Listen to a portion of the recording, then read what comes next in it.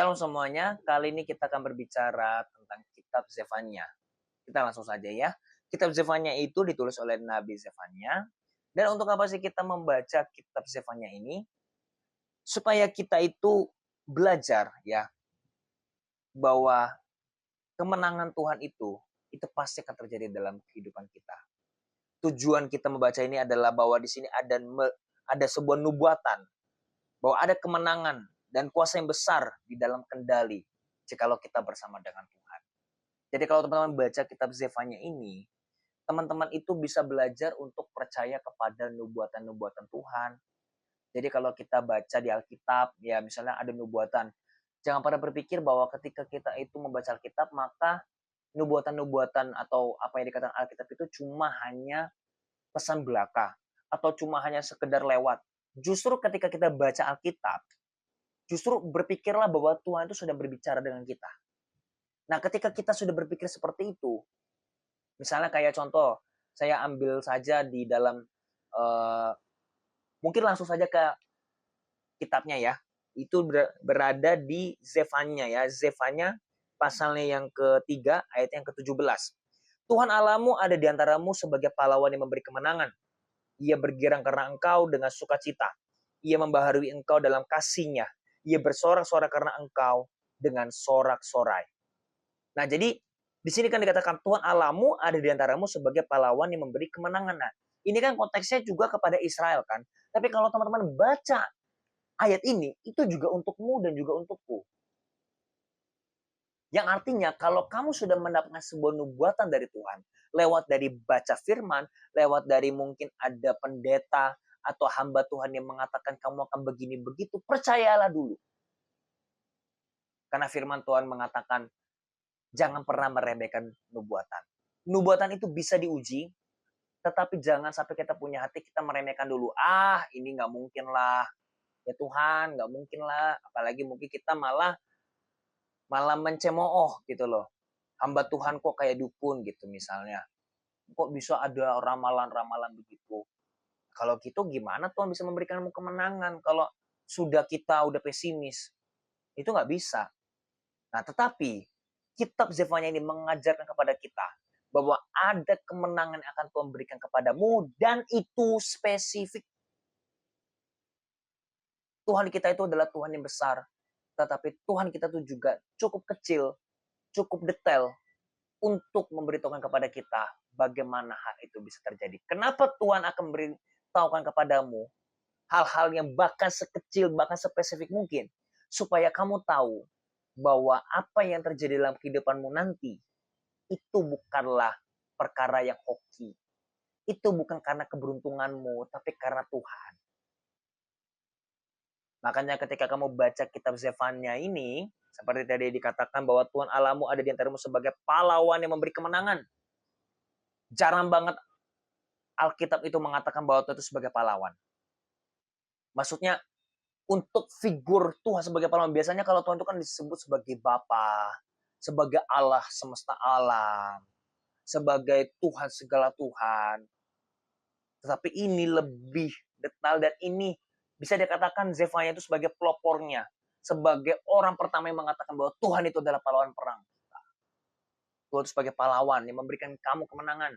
Sekalipun Daud memang mengatakan bahwa Tuhan itu adalah perisaiku atau apa, tapi figur sebagai pahlawan, sebagai hero, itu muncul dari kitab Zefanya ini. Artinya Tuhan itu adalah hero-nya kita. Kalau kita mungkin suka nonton film Avengers lah, atau mungkin Spider-Man, apapun itu, Batman, hero yang sebenarnya itulah Yesus Kristus dalam kehidupan nyata ini. Karena mereka semua adalah fiksi. Yesus Kristus itu sungguh-sungguh ada. Bahwa secara historis pun dia diakui bahwa dia pernah hidup di zaman dan dia meninggal di dalam pemerintahan Pontius Pilatus. Jadi kalau teman-teman mendapatkan sebuah nubuatan, atau mungkin teman-teman baca Zefanya ini terus tiba-tiba kayak oh, kayaknya memang Tuhan akan memberikan gue kemenangan. Tuhan akan memberikan secara spesifik kepada dirimu. Mungkin kamu tidak semua orang itu bisa dengarkan suara Tuhan secara audible ya, tapi percaya dulu, intinya begitu dulu. Jangan berpikir kayak, aduh, tapi kan gue nggak bisa dengar suara Tuhan, tapi kan gue nggak bisa dengar suara Tuhan secara audible. Gimana caranya gue baca Alkitab dengarkan suara Tuhan. Jangan bertanya dulu, tapi percayalah dulu, ngomong dulu sama Tuhan. Tuhan, saya percaya bahwa Engkau akan memberikan aku kemenangan, bukan karena aku yang layak, tapi karena Engkau yang sudah berjanji. Karena Engkau sudah berjanji dan aku taat kepadamu. Aku taat bukan karena aku merasa aku hebat, aku layak. Karena aku taat pun juga karenamu, tapi karena aku percaya kepadamu. Jadi kita bisa minta kepada Tuhan, bahwa karena kepadamu lah aku berserah. Seperti firman Tuhan juga katakan, ketika aku takut, aku ini percaya kepadamu. Ketika aku khawatir, ketika aku merasa ragu, aku mau percaya kepadamu. Aku belajar percaya kepadamu, dan aku percaya kepadamu. Inilah kitab Zefania. Kita bisa melihat bahwa ketika Tuhan dibilang bahwa Tuhan akan berperang untukmu, siap-siap kemenangan akan Tuhan berikan. Dan itu akan diberikan secara spesifik. Supaya kamu semua dan saya tidak akan mengatakan, ini karena hoki lah, nggak mungkin lah. Ini mah hoki aja, kali ini gue bisa bebas. Hoki aja gue dapat kerjaan yang bagus. Atau masih percaya-percaya takhayul. Percaya feng shui dan lain-lain.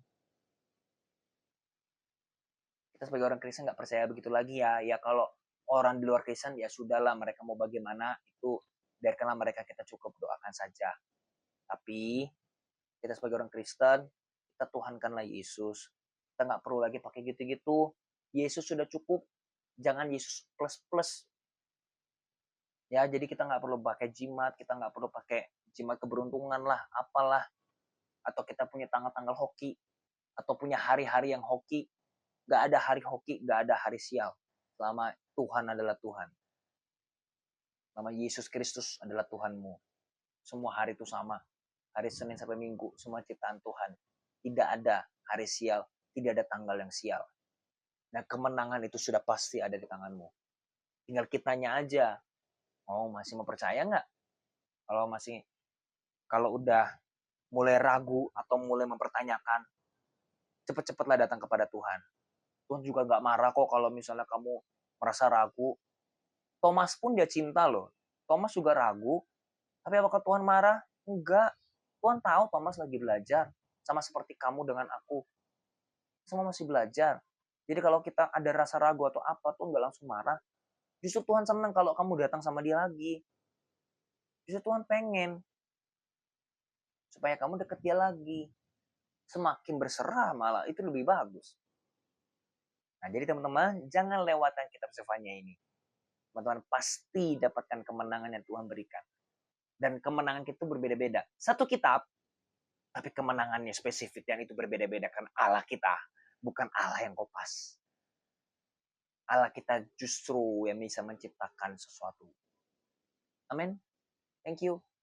And God bless you.